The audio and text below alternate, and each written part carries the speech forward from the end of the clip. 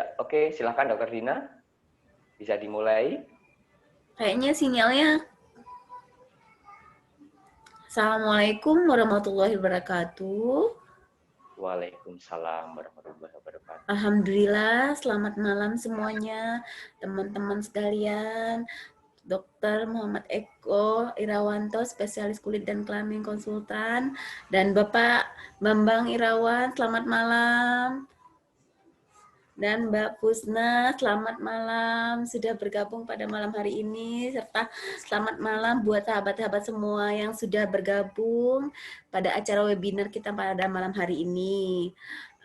Alhamdulillah ya, perkenalkan dulu, nama saya dengan Dr. Dina Febriani. Malam ini saya yang akan memandu acara kita pada malam hari ini. Kita akan berbincang-bincang dengan beberapa pembawa materi kita, ada 4 ya, nanti saya akan perkenalkan satu persatu. Nah, tema malam ini yang kita angkat adalah yaitu dengan adanya menuju Indonesia emas ya. Jadi memang tema ini kita angkat memang untuk kita dalam rangka Hari Kemerdekaan ya, 17 Agustus yang pencetusnya ya, kita mempunyai ide. Mungkin webinar kali ini beda seperti webinar yang sebelumnya, tapi tidak kalah menarik juga dengan adanya judulnya. Oke. Pertama kita akan mendengarkan lagu. Sebentar.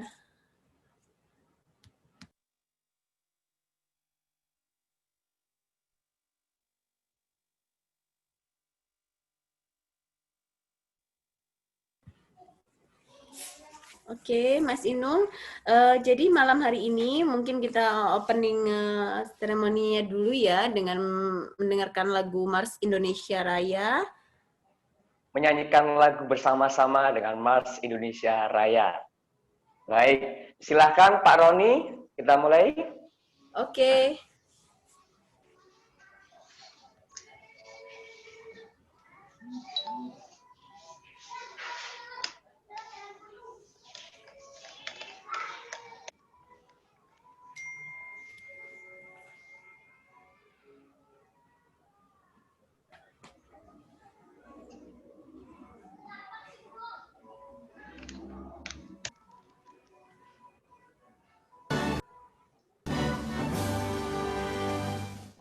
Indonesia, tanah airku, tanah tumpah darahku.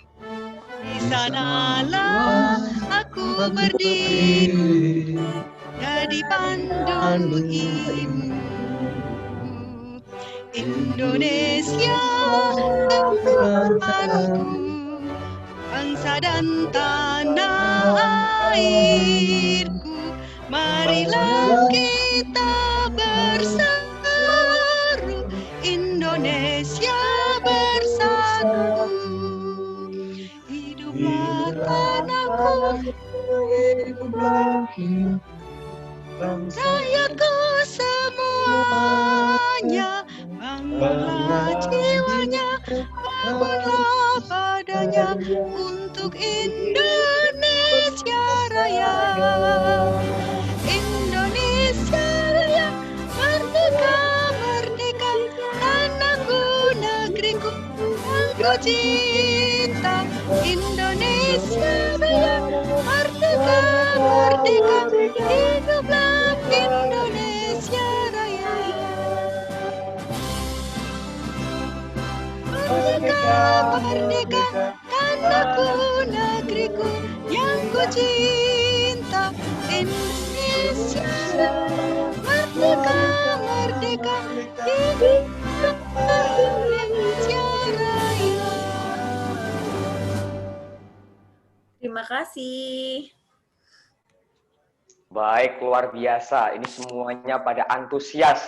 Luar biasa malam ini. Dan insya Allah Walaupun suaranya semangat sekali ya. Iya benar Mas. Ini Bunda Pusna juga semangat sekali nih. Tadi Pak Bambang, Pak Dr. Eko juga semua menyanyikan dan semua teman-teman yang ada di sini menyanyikan semuanya. Luar biasa. Oke, silakan Dr. Dina. Oke, baiklah teman-teman semua. Nanti kita akan melanjutkan pada acara kedua kita, yaitu materi yang kita akan disampaikan nanti oleh Bunda Husna. Beliau adalah Bunda Husna Marzukoh SH. Wah, gelarnya panjang sekali ya. Beliau usianya 51 tahun, tapi masih kelihatan lebih muda daripada usianya, dan beliau juga lahir di Magelang pada tanggal 9 Februari 69 ya Bunda. Lalu beliau juga tinggal di Kota Magelang. Beliau sendiri juga sudah banyak mempunyai certified tentang great parenting atau trainer great parenting dan hipnotis serta hipoterapis IBH. Juga beliau PPA for healing ya, dengan beliau juga menjadi NPL di coach NPL FLP di sini, dan beliau juga selalu mengikuti adanya spiritual emosional freedom teknik. Mari kita dengarkan, mungkin ada materi yang akan disampaikan oleh Bunda Fusna. Silakan Bunda Fusna. Oke, baik. Terima kasih Dokter Dina yang sangat cantik. Alhamdulillah malam hari ini menjadi lebih bersinar karena adanya Dokter Dina. Kemudian saya ucapkan juga selamat malam untuk pemateri kita pada malam hari ini. Ada Dr. Eko. Terima kasih sudah hadir untuk yang kedua kalinya di webinar Prima Kurnia Mandiri. Kemudian Dr. Andes Bambang Irawan MSI. Terima kasih. Bapak sudah bisa berhadir di sini. Pada malam hari ini topik kita adalah menuju Indonesia emas, merajut kebinekaan dan sukses di era adaptasi kebiasaan baru. Nah, di sini ada kata emas. Selama ini yang namanya emas itu selalu dikonotasikan dengan sesuatu yang paling istimewa. Juara satu itu mendapatkan medalinya emas. Nah, sesuatu yang istimewa, yang hebat, yang megah, yang agung, itu selalu dikonotasikan dengan emas. Nah, makanya sekarang ini Indonesia sedang melangkah menuju era Indonesia emas, artinya kita sedang menuju di era Indonesia yang megah, yang agung, yang berwibawa, yang memancarkan sinar ke seluruh dunia. Menuju era Indonesia emas. Nah, di tengah pandemi kita sekarang ini, apa yang mesti kita lakukan di dalam menyongsong datangnya atau bagaimana caranya kita melangkah menuju ke era Indonesia emas. Di sini di dalam judul dikatakan merajut kebinekaan. Ya, karena kita sadari bahwa Indonesia itu beragam suku, bangsa, agama, bahasa, adat istiadat, budaya, semua dari sampai Merauke itu bisa dikatakan jumlahnya ribuan. Bahkan kalau kita katakan di Jawa Tengah saja, satu provinsi saja itu sungguh beraneka ragam. Dan ini adalah berkah yang sangat luar biasa. Bagaimana kita bisa merajut kebinekaan itu sehingga bersama-sama bisa saling bergandeng tangan menuju era Indonesia emas. Kemudian di dalam judul juga dikatakan sukses di era adaptasi kebiasaan baru. Ada kata sukses di situ. What is success? Orang sering berpikiran bahwa sukses ada di ujung dan itu letaknya sangat tinggi. Gitu. Sukses bukan ujung tapi jauh sana secara horizontal, itu tidak. Sukses itu selalu bilang di atas. Maka dibilang mencapai sukses atau sukses setinggi bintang. Karena selalu di dalam pikiran manusia yang namanya sukses itu ada di atas. Nah, bagaimana sukses yang berada di atas itu bisa kita capai? capai. Apakah sukses itu ada di atas? Ternyata tidak. Sukses itu adalah perjalanan kita menuju ke atas. Jadi jangan katakan saya belum sukses. Jangan katakan bahwa sukses itu hanya ada di sana. Kita bisa merangkai sukses, sukses, sukses. Proses inilah yang menentukan kualitas kesuksesan kita. Dan kalau sukses itu sifatnya vertikal ke atas, maka ada satu lagi yang perlu kita pikirkan adalah horizontal, yaitu mulia. Di mana sukses dan mulia itu selaras. Semakin tinggi sukses, semakin banyak kemanfaatan kita buat orang lain. Jadi namanya sukses secara vertikal, mulia secara horizontal, artinya adalah kita memberikan manfaat bagi lebih banyak orang. Sukses mulia. Ya, jadi hidup kita itu kita bayangkan kita ini sukses mulia. Bicara tentang masalah sukses. Kita bicara tentang bagaimana seseorang yang pantas mencapai sukses. Karena kita harus memantaskan diri untuk menjadi sukses. Saya sudah pantas atau belum untuk menjadi sukses? Ukuran kesuksesan manusia, ya, ukuran kesuksesan manusia itu bukan sekedar dari banyaknya uang yang dia dapat, tingginya karir yang dia raih, atau banyaknya gelar yang dia punya. Bukan begitu. Ya, karena kita tadi sudah insya Allah sepakat bahwa yang namanya sukses itu mulia. Orang yang hanya meraih tinggi tetapi tidak ada kemanfaatan bagi orang lain, itu suksesnya belum sempurna. Kesuksesan manusia didukung oleh faktor yang sudah given, terberi. Kita sudah mendapatkan dari Tuhan.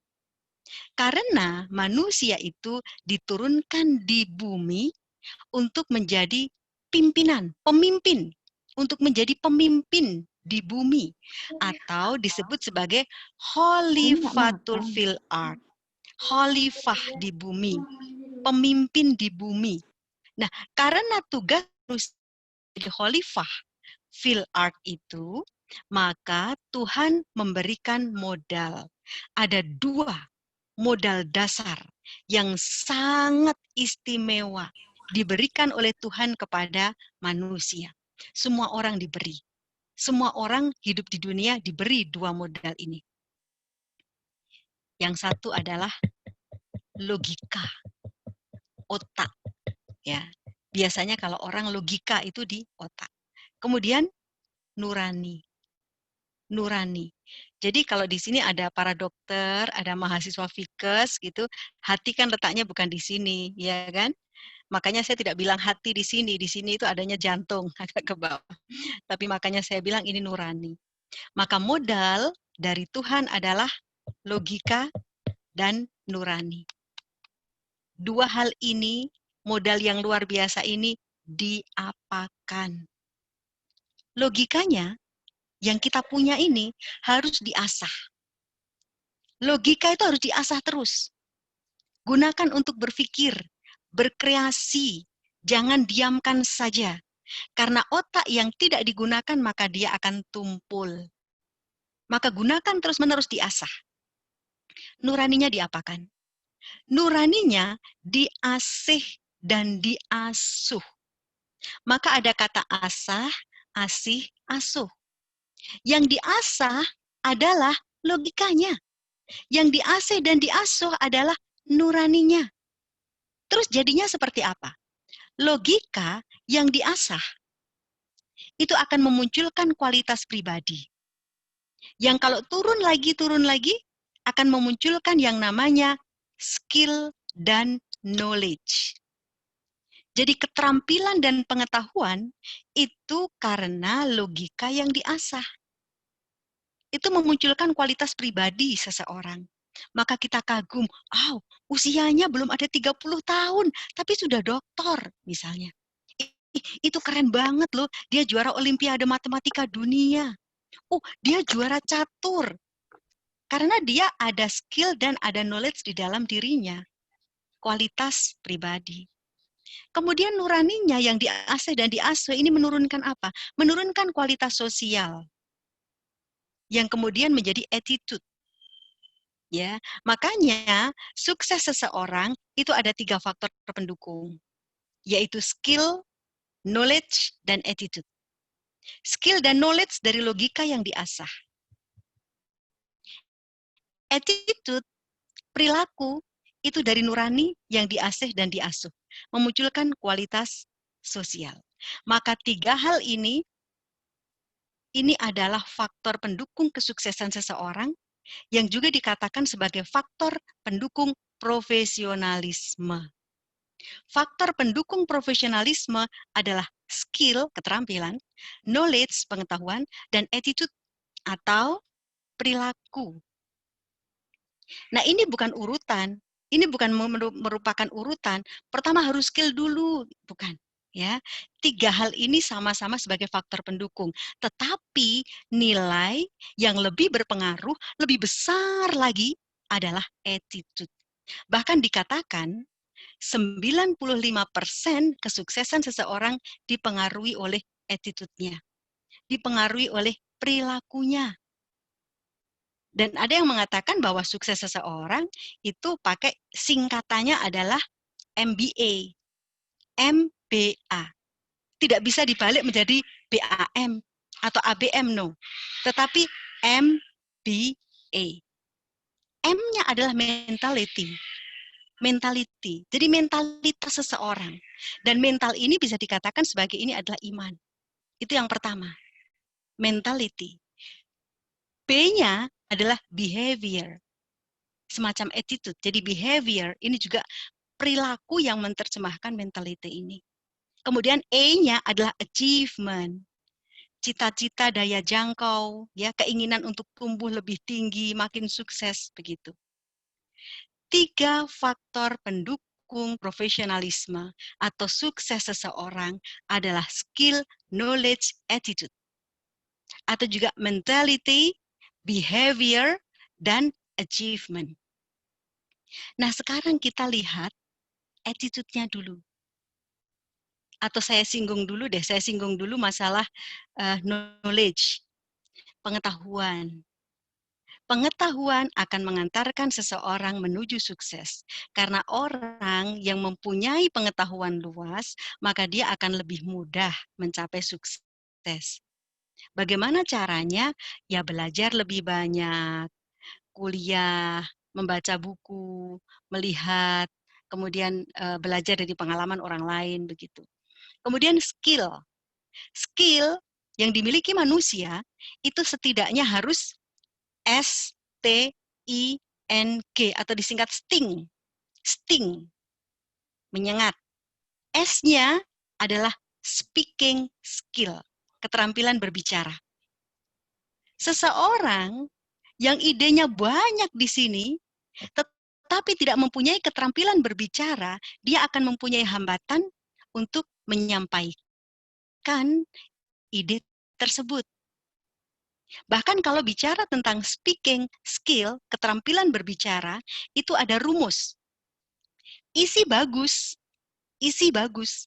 cara menyampaikannya jelek, itu jadi jelek loh. Padahal materinya tuh bagus, keren dia materinya, nilainya 10 jempol. Tapi ketika cara menyampaikannya nilai 2, jadi jelek. Isi dan cara menyampaikan. Isi bagus, cara menyampaikannya jelek. Kalau isi biasa-biasa saja, cara menyampaikannya bagus, itu jadi wow. Mungkin idenya semua orang tahu, tapi dia dikemas dengan speaking skill yang oke, orang akan terpesona. Karena ada cara menyampaikan yang tertata. Kemudian kalau isi jelek, cara menyampaikannya jelek, parah. Ya, poor, parah gitu. Tapi kalau isinya bagus, cara menyampaikannya istimewa, itu namanya sempurna. Itu namanya excellent. Maka insya Allah nanti Prima Kurnia Mandiri akan mengadakan kelas lewat Zoom seperti ini juga, yaitu tentang speaking skill. Bagaimana kita berbicara, Sehingga apa yang kita sampaikan itu bisa diterima dengan baik, ya. Dan apabila kita menyampaikan sesuatu, itu membuat orang menjadi mau mendengarkan. Itu satu speaking skill. Yang kedua T. T itu thinking skill, keterampilan berpikir. Semua orang bisa berpikir. Di dalam pikiran itu ada keputusan, ada menganalisa gitu. Kualitas keputusannya, kualitas analisanya tergantung pada keterampilan berpikirnya dia. Thinking skill, ada keterampilan berpikir. Ini ada kelas tersendiri juga. Jadi ada kelas problem solving and decision making by objective, ya. Prosodemo itu saya belajar sekitar tahun 90 awal dulu. Ya. Jadi ada yang namanya thinking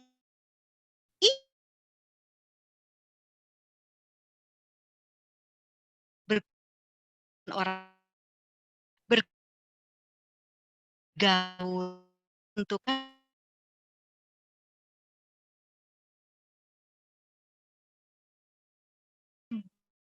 tetap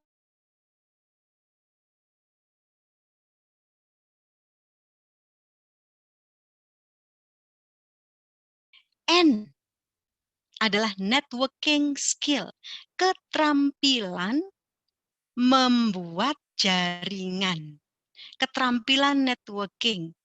Kalau di sini saya melihat keterampilan networking yang sangat luar biasa itu Master Inung, luar biasa, Masya Allah. Itu kalau ketemu siapapun tuh jadi temannya semua. Luar biasa, jaringannya sangat luas. Sehingga kita pada malam hari ini dapat menyelenggarakan webinar malam hari ini pun antara lain karena keterampilan networkingnya Master Inung. Kemudian G. G adalah growing skill, keterampilan untuk tumbuh. Semua orang tumbuh, berkembang, tetapi pertumbuhannya maksimal atau tidak. Pertumbuhannya bisa lebih cepat atau tidak. Ini terpengaruh dengan yang namanya growing skill. Akan dibahas sendiri-sendiri nanti ya, karena kalau malam hari ini insya Allah waktunya tidak cukup, karena malam hari ini ada 4 pemateri. Mohon izin nanti apabila saya menyampaikannya kok terlalu panjang, langsung aja di-cut boleh. Ini kalau dibiarkan bisa sampai jam 3 pagi, saya nggak kerasa masalahnya. Baik, Bunda. Dokter Dina, iya masih kurang berapa, Bu Dokter? Oh ya, sebentar lagi boleh. Oke, sebentar lagi berarti saya ke attitude sebentar ya. Oke. Jadi 7 menit, Bunda. Insya Allah 7 menit saya akan bicara Ya, dengan lebih cepat. Apakah bisa mendengarkan suara saya kalau saya berbicara dengan lebih cepat seperti ini? Apakah perlu speednya ditambah lagi? Jadi tadi saya katakan bahwa di era Indonesia emas, kita persiapkan diri kita. Manusia hidup di dunia dengan 2 modal dasar, yaitu logika dan nurani. Logikanya diasah, memunculkan kualitas pribadi yang memunculkan skill dan knowledge. Nuraninya diasih dan diasuh, memunculkan kualitas sosial, menjadikan attitude. Skill, knowledge, attitude. Knowledge sudah saya singgung sedikit, skill saya singgung sedikit, dan sekarang adalah attitude. Perilaku. Nah, attitude ini kalau kita bagi, karena kan orang itu sukses katanya 95% karena attitude. Attitude yang seperti apa?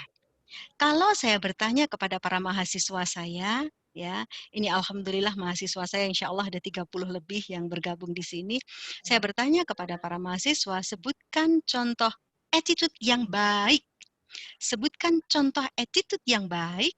Biasanya sopan, menghargai orang tua, membantu orang lain, senyum, ramah, sapa, salam, sopan, santun. Yes, benar, itu adalah attitude. Tetapi itu 1/3 attitude. Itu 1/3. Itu masuk di afiliasi. Jadi attitude itu ada 3, 1/3-nya afiliasi, berhubungan dengan orang lain. Makanya sopan karena ada orang lain. Senyum karena ada orang lain. Ya kan? Gak ada yang senyum-senyum sendiri ya. Gak ada yang sopan-sopan sendiri kan, enggak? Gitu kan? Membantu orang lain jelas pasti ada orang lain. Ramah ada orang lain dong. Gak bisa orang ramah sendirian. Nah itu adalah afiliasi. Kemudian yang kedua adalah power. Power itu kekuatan di dalam diri kita. Bukan sekedar banyaknya ini otot gini, kencengnya otot begitu, kemudian seberapa kuat dia menarik sesuatu seperti Hercules. Power bukan sekedar power fisik ya, tetapi power dalam hati. Bagaimana dia bisa memunculkan power di dalam dirinya, tahan di dalam berproses, itu power. Karena hanya orang yang kuat, yang mempunyai daya saja, yang dia tahan di dalam berproses. Jadi power di sini bukan kemudian kuat-kuatan ya, tetapi dalam dirinya termasuk bagaimana dia berproses. Adalah daya jangkau. Jadi yang namanya attitude itu ada afiliasi, power, dan achievement. Nah sekarang kita diafiliasi dulu. Karena attitude biasanya orang kan berpikir berhubungan dengan orang lain ya. Jadi ini saya sampaikan dengan singkat karena tinggal 7 menit. Ketika berhubungan dengan orang lain, gampangnya saja itu kita mengukur apakah kita itu diterima. Ya, apakah kita itu diterima? Ketika kita datang, orang menyambut dengan baik. Bukan ketika kita datang ditinggal pergi. Atau ketika kita datang dicuekin. Kalau kita datang dicuekin, kita pikir, oh ternyata mungkin saya tidak diterima. Ya, kita diterima, resepnya adalah tidak tampak berbahaya. Orang yang tidak tampak berbahaya akan diterima. Nah, tampak berbahayanya seperti apa? Apakah karena tubuhnya yang hitam, besar, ada tatonya, maka dia tampak berbahaya? Bukan. Ada hal yang tampak berbahaya yang lain. Contoh misalnya, orangnya itu hati-hati ya, bocor. Kalau kita menyampaikan sesuatu dan dia dengar, pasti deh seluruh kampung bakalan dengar. Itu bahaya. Kemudian orang yang pemarah, orang yang sok jaim, orang yang cerewet, nggak usah diajak deh, dia cerewet gitu. Itu bahaya gitu, bahaya buat satu kelompok, maka dia tidak akan diterima. Orang tidak akan diterima karena tampak berbahaya. Ada kata tampak.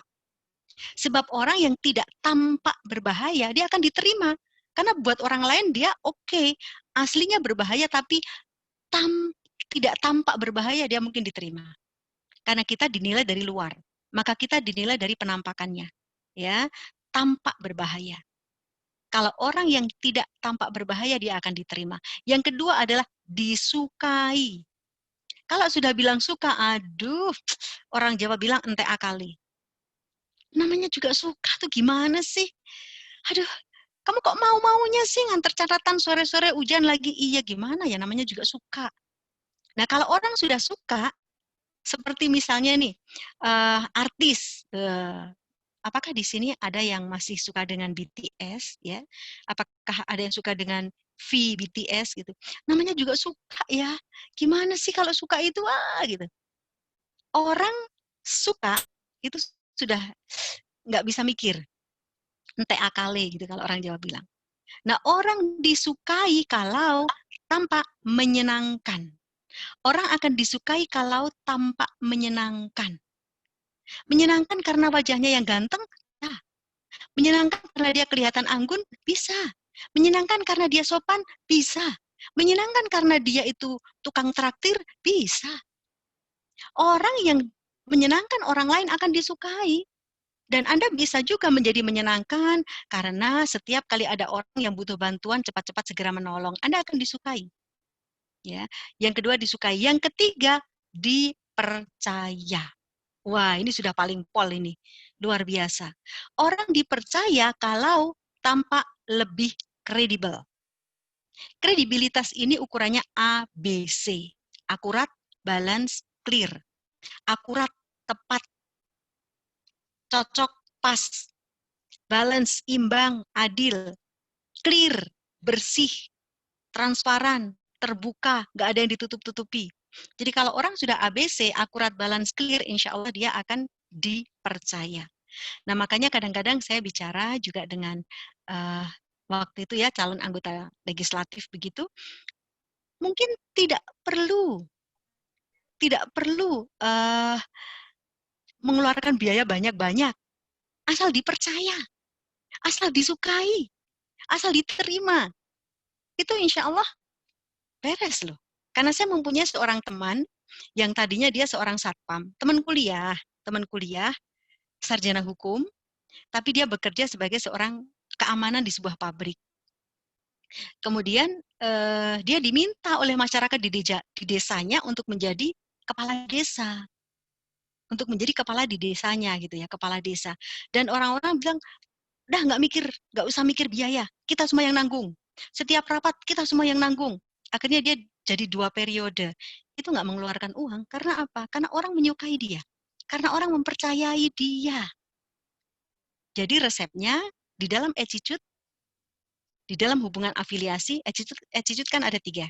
Attitude itu ada afiliasi, power, achievement. Nah, afiliasi ini diterima, disukai, dipercaya. Nah, itu insya Allah sudah 7 menit. Barangkali Dr. Dina, itu yang saya sampaikan, bagaimana kita menjadi bagian rombongan yang ikut bergandeng tangan dalam menuju Indonesia emas. Insya Allah itu bisa menjadi bekal sukses di era adaptasi kehidupan baru. Demikian, terima kasih. Mohon maaf lahir batin. Wassalamualaikum warahmatullahi wabarakatuh. Baik, terima kasih. Itu tadi materi pertama dari Bunda Husna Marzuko. Beliau ini seorang trainer dan broadcaster selama 32 tahun, berpengalaman sebagai broadcaster, dan kita banyak belajar dari beliau karena beliau ini juga seringkali menjadi pemateri dalam seminar bimbingan teknis anggota Dewan ya Bunda ya. Baik, kita sapa dulu, ini Bang Rey Saitapi sudah masuk ya sepertinya. Ya, selamat malam Om Ray Setafi. Selamat malam Bang Rey. Oke, sepertinya beliau masih offline, tapi tadi saya lihat sudah ada. Baik, lanjut Dr. Dina. Oke. Ya, alhamdulillah. Terima kasih pada Bunda Usna. Saya juga melihat mendengarkan materinya sangat antusias sekali ya. Mungkin bisa buat diri saya sendiri ya Bunda. Terima kasih. Insya Allah. Insya Allah. Jadi kita akan lanjutkan pemateri kedua, yaitu dengan Dr. Eko Sampun atau Om Ray Saitapi. Selamat malam. Siap. Assalamualaikum. Waalaikumsalam warahmatullahi wabarakatuh. Ya. Iya. Silahkan Dr. Mulai. Alhamdulillah kita akan masuk pada pemateri kedua, yaitu Om Ray Saitapi. Beliau adalah seorang aktor kelahiran Donggala pada tahun 1957. Beliau telah memulai karirnya di dunia entertainer setelah mengambil jurusan teater ya Om ya, di Institut Kesenian Jakarta pada tahun 1977. Beliau juga sudah membuat lebih dari 20 judul teater loh, luar biasa. Dan beliau juga pada tahun 1980 beliau sudah memulai karir di dunia film dengan film Gadis karya sutradaranya yaitu Abbas Akub. Dan pada tahun 2018 Om Ray Saitapi juga membangun teater Tuli, teater 7 untuk mengembangkan gagasan Nusantara melalui anak-anak yang tuli. Luar biasa. Kita akan mendengarkan pemateri kedua kita. Silakan Om Ray Saitapi. Terima kasih. Assalamualaikum. Waalaikumsalam. Waalaikumsalam warahmatullahi wabarakatuh. Saya ingin sampaikan tentang sebuah nama yang kita sampai saat ini ada. Dia itu sejak tahun 1200 sudah dibicarakan nama itu, bahkan tahun 1300 juga. Namanya itu Nusantara. Tapi nama itu kemudian berkembang, di Ambon ada Nusa Laut. Kemudian di sini dipajang di tembok bangsa kita lah, karena kalau bicarakan itu Nusantara 1 sampai 5. Tapi kalau saya tanya apa makna nama Nusantara, tidak ada yang paham. Apa maksudnya ini? Apakah benar tidak ada maksud Nusantara itu ada? Ini pertanyaan-pertanyaan yang sederhana yang ada di lingkungan kita. Kemudian saya mencari, mengolah nama-nama yang ada. Misalnya Bhinneka Tunggal Ika, Pancadharma disebutkan sama Bung Karno itu.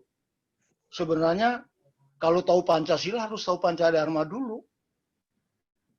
Tapi kita nggak tahu Pancadharma itu. Bhinneka Tunggal Ika, terus Nusantara, Katulistiwa. Katulistiwa itu ketika dulu saya cari tahu, orang nggak tahu artinya apa. Nama bahasa dari mana itu juga orang nggak tahu.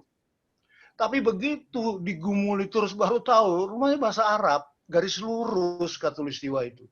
Tapi kalau kita tarik garis lurus terus, dia bertemu lagi. Kan jadi filosofi. Kalau saya tunjuk kamu, berarti kamu juga menunjuk saya dong. Karena tunjukkan itu akan ke saya. Jadi kita satu manusia. Gitu. Nah, kembali saya ke Nusantara tadi. Nusantara ini menjadi persoalan karena dia mempunyai filosofi di dalam nama itu, tapi filosofi ini kita nggak tahu. Dan kita asik dengan barang-barang dari luar terus. Nusa adalah pulau. Dan pulau itulah tanah. Di antara Nusa, laut. Dan laut itulah air. Nusantara, tanah air. Oleh karena kedua unsur tanah dan airnya seimbang, banyak orang bilang begini, Bung Rey, nggak seimbang, banyakkan lautnya dong, airnya dibandingkan tanahnya. Luas airnya. Loh, saya bilang di bawah laut itu ada apa? Kan tanah. Karena unsur tanah dan airnya seimbang, maka gagasan-gagasan yang tumbuh di bumi Nusantara ini, gagasan keseimbangan. Gagasan perdamaian. Oleh karenanya, paradigma atau titik tolak berpikir anak-anak Nusantara bukan mencari keseimbangan, melainkan menjaga keseimbangan. Kalau kita nggak seimbang bisa nabrak mobil, bisa pengkor kita, bisa jatuh, bisa macam-macam. Ruang ini akan bisa kita olah lagi, terutama pada guru-guru, untuk bagaimana sih menjaga keseimbangan itu. Ini sebenarnya dasar utama dari bangsa kita. Konteks bangsa, Nusantara. Tapi nama Nusantara ini tidak masuk di dalam 4 pilar kebangsaan di MPR. Kan aneh. Kita punya bangsa yang punya filosofi besar, tapi tidak masuk di MPR. Tapi tulisannya ada di gedung itu, Nusantara 1 sampai 5. Ada kekacauan berpikir di bangsa ini. Kekacauan inilah yang harus kita obati dulu supaya kita masuk ke sukses tadi. Kalau enggak, bontar-banting terus kita jadi apa namanya? Tengkulak paling tinggi. Jadi permainan orang-orang. Karena apa? Punya filsafat, punya ilmu pengetahuan, punya kekuatan, tapi tidak tahu menggunakannya. Ini persoalan utama dari bangsa ini. Oleh karena itu, dialog seperti ini sangat penting untuk menarik gagasan-gagasan yang milik kita, yang harus kita kembangkan. Misalnya kedua, tentang Bhinneka Tunggal Ika. Apa sih itu Bhinneka Tunggal Ika? Orang bilang berbeda-beda tetap satu. Ya kan gitu. Tapi kalau kita kalau kita melihat ke utara, itu bineka dia. Banyak pulau. Ada Nia nggak? Nia bisa kasih tunjuk pulaunya nggak nih? Kita lihat pulau dengan konsep memandang utara. Itu bineka dia. Tapi begitu kita di utara memandang selatan, kita balik peta itu. Yang keluar itu persatuan. Ini seumur hidup aku hidup ini belum ada ini gagasan-gagasan ini. Nah, bagaimana kita punya gagasan kalau kita nggak olah? Jadi, karena ada katulistiwa di tengah itu. Jadi orang Filipina, kita sebenarnya kalau bicara Nusantara sampai Filipina, karena kita itu di antara dua benua, dua samudra, di tengah garis keseimbangan bumi itu tadi. Kita nggak bisa pisahkan. Nah, di dalam peta kita potong-potong gitu, nggak kelihatan. Nggak bisa, ini ciptaan Tuhan. Kita percaya Tuhan tidak? Ini persoalan loh yang utama. Kita percaya Tuhan, tapi ciptaan Tuhan kita tidak percaya. Ini persoalan. Kalau kita gabung sama benua, ini sesama Nusantara kita nggak tampung. Ada 21.000 lah kita anggap pulau-pulau kecil itu tidak ada di dalam satu peta, gitu. Jadi ini kelemahan bangsa kita yang tidak tahu bangsanya. Ini persoalan. Punya pulau tidak ditulis. Sehingga teman saya itu ada satu aktor, di mana kau lahir? Saya di antara Jawa dan Kalimantan. Dia bilang gitu. Di mana tengah? Apa kayak pulau itu? Nggak ada di peta. Orangnya pintar-pintar. Mau ke Madura, mau ke Surabaya, ke Makassar, bisa orang-orang itu bisa berenang dari pulau-pulau sampai. Tapi kalau nggak ada di peta, bagaimana orang bisa mau bikin pertandingan, kayak mau bikin. Jadi imajinasi kita itu nggak ada karena kita tidak tahu bangsa kita sendiri. Ini persoalan. Buat aku ini sangat persoalan. Sehingga satu waktu saya ke Amerika, saya ketemu beberapa orang sana. Saya bilang begini, kamu tahu nggak apa itu katulistiwa sama Nusantara? Terus dia bilang sama saya, Bung Rey, kalau saya tahu, kamu harus bayar saya dong untuk mengungkapkan ini. Gitu. Dia tidak tahu, karena itu milik kita. Nah, kita sendiri tidak tahu. Jadi, aku mau bicara di sini, aku mau, bukan karena aku aktor saja, tapi karena ada problem bangsa ini yang sangat miskin yang harus kita ungkapkan. Miskin apa? Miskin pikiran. Pandang utara, pandang selatan, belum berkembangnya matahari, menurunnya. Karena kalau di dalam film, kita bisa komplit itu semua. Bisa tahu. Tapi ini dalam proses ya, masih dalam proses. Itu yang kedua itu. Katulistiwa tadi. Bhinneka Tunggal Ika. Terus ada Pancadharma. Pancadharma ini Soekarno bilang, saya belum sampaikan Pancadharma itu. Karena itu sulit gitu loh. Perlu waktu. Yang dia baru sampaikan Pancasila tahun 45. Ada di teksnya itu ada Soekarno bilang. Saya waktu itu kok begini ya, saya cari apa itu Pancadharma. Ternyata Dharma itu kan perbuatan. Pancasila itu dasar. Jadi kalau ketuhanan yang Maha Esa, perbuatannya apa? Dan ini harus dilakukan oleh negara. Karena Pancasila itu bangsa. Negara bikin apa? Kalau ketuhanan yang Maha Esa. Memelihara serta melindungi, bahkan memuliakan ciptaan Tuhan yang Maha Kuasa, Allah Subhanahu wa Ta'ala, yaitu alam manusia serta segala makhluk hidup lainnya. Jadi Pancasila ini tidak main-main dia. Mesti paham betul gitu. Karena sumber kehidupannya kalau keluar dari Nusantara ini dunia punya.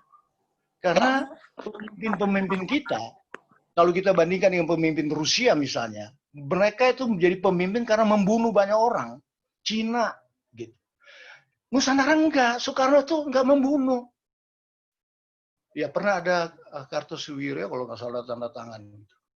Tapi ini kita tidak olah sebagai bangsa, sebagai sesuatu kekuatan, kebinekaan kita yang begitu luar biasa, tapi sebuah kekuatan juga yang lahir dari situ. Maka judul ini agak unik sebenarnya ini, siapa yang bikin nih, gitu.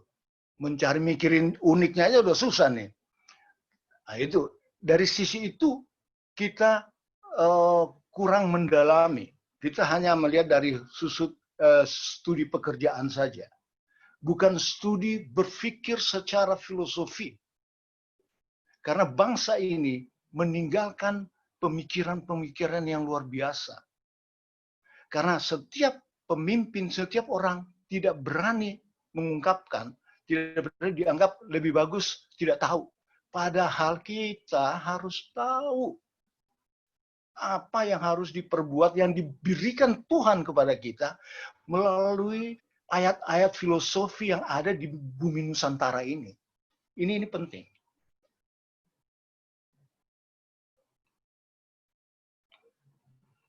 Kalau Pancasila semua sudah tahu lah, ya kita nggak usah apa namanya. Dan juga kita harus paham betul tentang kenapa sih orang protes kepada aku, Ray, kenapa kamu posisi kita itu? Loh, posisi kita ini spesialis soalnya. Di antara dua benua, dua samudera di tengah garis keseimbangan bumi Khatulistiwa. Tapi kalau Khatulistiwa kita nggak tahu bagaimana kita bisa menjelaskan semuanya. Jadi bagiku harus terjadi perubahan fundamental terhadap pendidikan, ajaran-ajaran pendidikan di bangsa kita. Termasuk juga MPR itu. Harus dipikir ulang.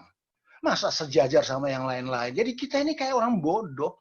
Nusantara bukan orang bodoh, orang cerdas. Asal dia tahu tanah di mana dia berpijak.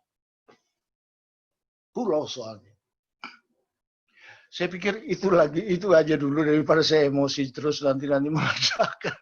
Terima kasih Mbak Dina. Iya, terima kasih Om Saitapi. Baik, terima kasih Om Ray.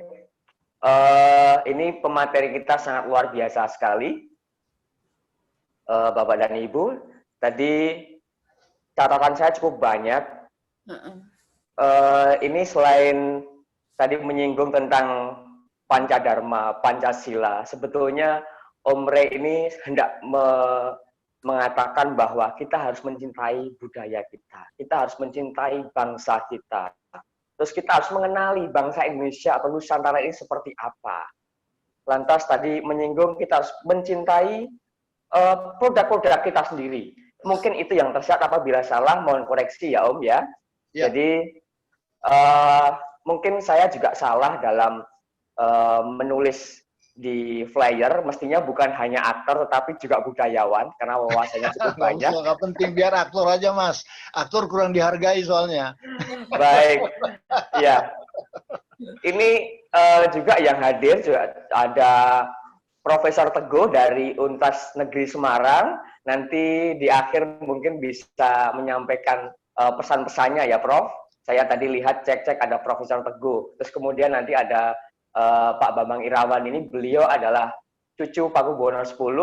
Kalau di flyer itu DRS Bambang Irawan MSI, tapi kalau di keraton beliau ini memiliki gelar yang bernama Kanjeng Pangeran Haryo Radityo Lintang Sasongko. Beliau ini orang yang luar biasa. Sebelum itu nanti kita masuk ke materi berikutnya ya, Dr. Dina. Kita ke Dr. Eko. Baik, silahkan. Baik. Nanti di sesi akhir ada tanya jawab teman-teman. Oke, baik, silahkan. Terima kasih Mas Inung, terima kasih Om Ray Saitapi sekali lagi. Baik, kita akan masuk ke pemateri ketiga, yaitu bersama Dr. Eko Muhammad Eko Irawanto, spesialis kulit dan kelamin konsultan. Beliau adalah Direktur UNS Medical Center sampai sekarang, dan beliau juga Doski cabang Surakarta. Beliau juga sebagai Wakil Ketua Ikatan Dokter Cabang Surakarta, dan beliau juga adalah staf pengajar bagian kelompok staf pendidikan Ya, dokter. Ilmu kesehatan kulit dan kelamin FK-UNS. Baiklah, kita persilahkan untuk Dokter Eko. Silahkan dokter. Ya, terima kasih. Suara sudah terdengar ya, Dokter Dina Febriana. Ya, dokter. Ya. Sebelumnya salam hormat kami dari Fans Berat Om Roy Saitapi. Saya dulu pernah gondrong seperti Om Roy. Saya harap saya suatu saat bisa gondrong lagi karena gondrong itu menyenangkan. Seolah-olah kita bebas berekspresi. Ya. Jadi di sini saya memang seorang dokter, tetapi saya di sini bukan mewakili sebagai seorang dokter, tapi sebagai rakyat biasa yang mungkin akan menyampaikan beberapa pandangan-pandangan tentang situasi kebangsaan pada saat ini. Nah, jadi seperti kita ketahui bahwa Indonesia itu kan majemuk, banyak sekali suku, agama, ras, dan itu sering sekali menjadi permasalahan-permasalahan bangsa yang sangat kompleks sekali. Mudah sekali viral, mudah sekali dibahas kemana-mana, dan itu sering bikin gaduh. Mulai dari hal kecil sampai hal yang berbau politik, lah itu sering sekali memicu hal-hal yang membuat gaduh, dan itu seringkali bisa memecah belah antar individu di negara kita. Nah, kita bisa melihat situasi medsos, media sosial, terus kemudian berita online, terus seringkali dibumbui hoax. Kalau saya lebih senang ngomongnya hoax karena biar lebih terkesan mendramatisir ya, hoax. Jadi ini sering kita jumpai sehari-hari, dan itu mudah sekali orang share, mudah sekali orang menyampaikan tanpa ada pertimbangan sama sekali. Jadi seolah-olah membagikan informasi pertama kali itu sudah suatu kebanggaan, walaupun dia tidak harus mengecek dulu. Nah, ini hal-hal yang selama ini yang sering membuat situasi itu semakin gaduh.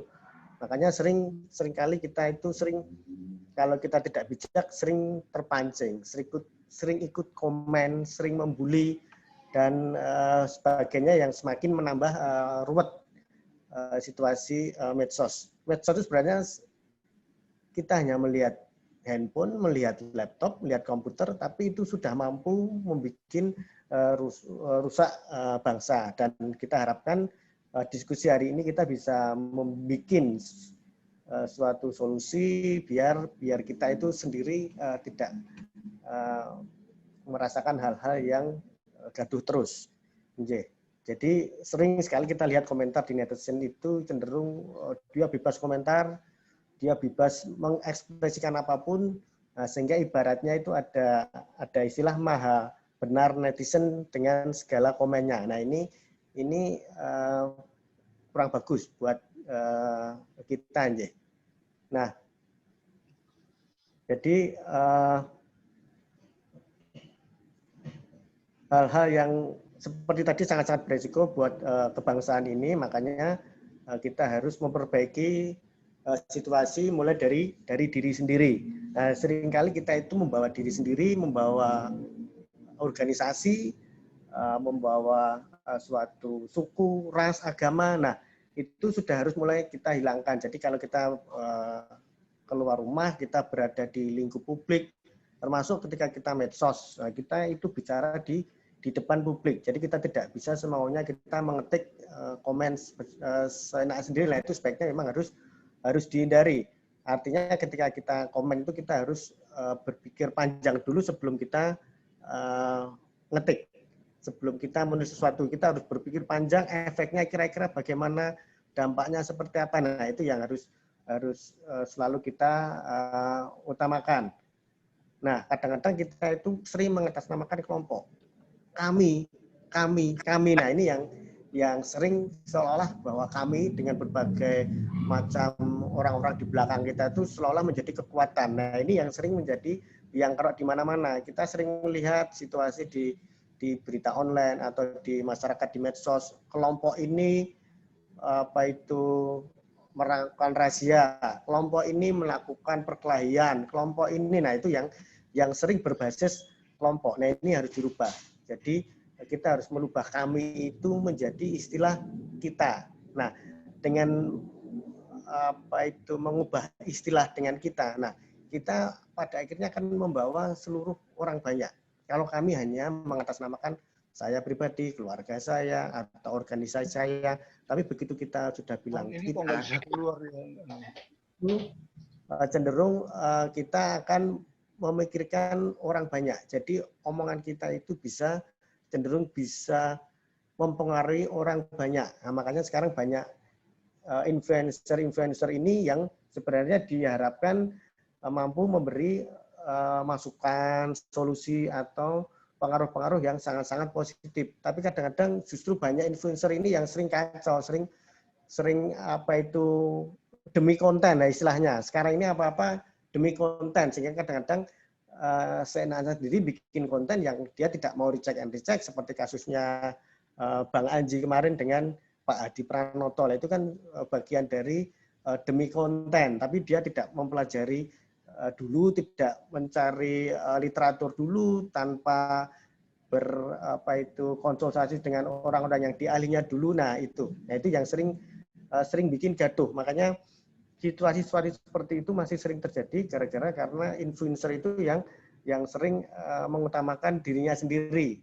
Itu tadi demi konten. Nah, sehingga kadang-kadang demi konten ini yang sering tidak bagus kalau memang konten itu sendiri tidak tanda petik tidak bermutu, tidak memberikan solusi. Maunya sebenarnya memberikan solusi, tapi ketika tanpa dilakukan cross check and recheck, tanpa ada baca literatur, justru jadinya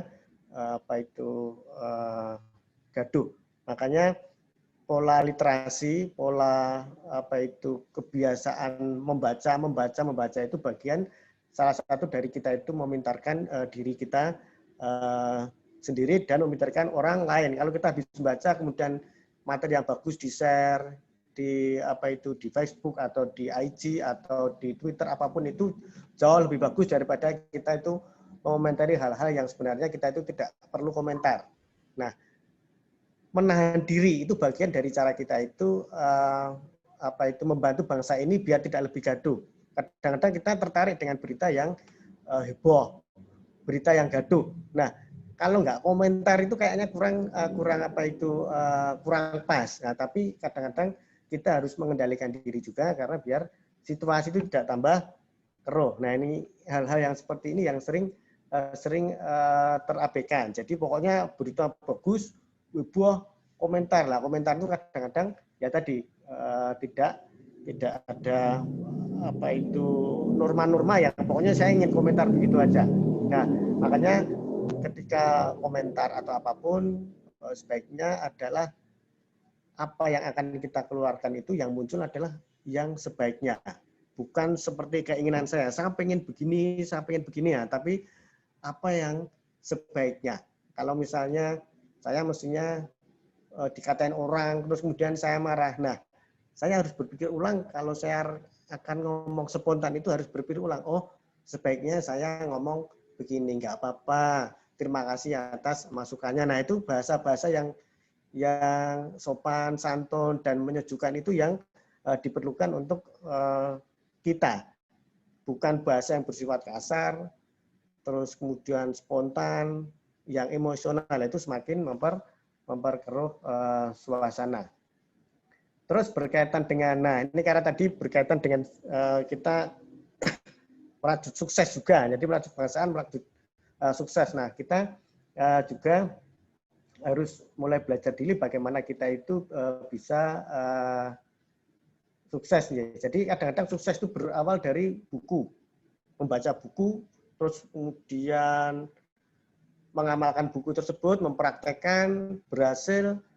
Nah itu salah satu cara. Tetapi tidak semuanya harus dari buku. Sekarang itu bisa ada internet atau YouTube atau Google, apapun, asal kita mempelajari, melakukan, itu insya Allah nanti kita suatu saat akan bisa sukses. Bagaimana kalau saya tidak punya buku, saya tidak punya internet, saya tidak punya YouTube. Nah, tidak semua yang berharga dalam hidup berasal dari buku.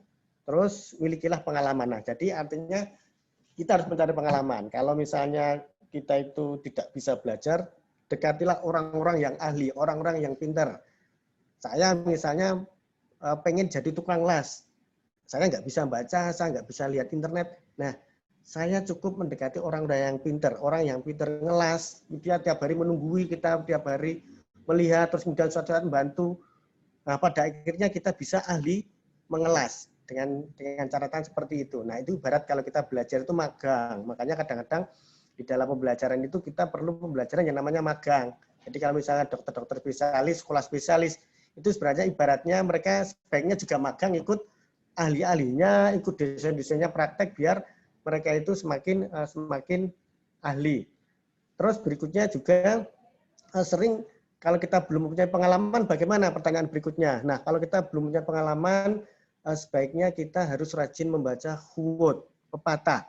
Jadi pepatah itu kan dibikin atau saripati dari orang-orang yang punya pengalaman, terus kemudian disaripatikan, terus kemudian dari situ akan membuat suatu makna yang bisa kita pelajari sebagai penggantinya pengalaman. Nah, seperti misalnya Thomas Alva Edison bilang, genius is 1% inspiration, 99% perspiration. Jadi orang jenius itu hanya 1% inspirasinya, tapi 90% adalah perspirasi, keringat. Jadi harus usaha kerja keras. Jadi kalau hanya cuma ide-ide aja terus tanpa dilakukan adalah itu nonsen. Jadi ibaratnya Thomas Alva Edison juga bilang visi tanpa eksekusi adalah halusinasi.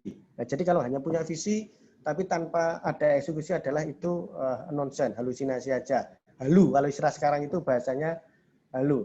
Tapi kita jangan malu untuk bermimpi karena memang dengan adanya mimpi itu pada akhirnya cita-cita yang dulunya susah sekali tercapai pada akhirnya tercapai.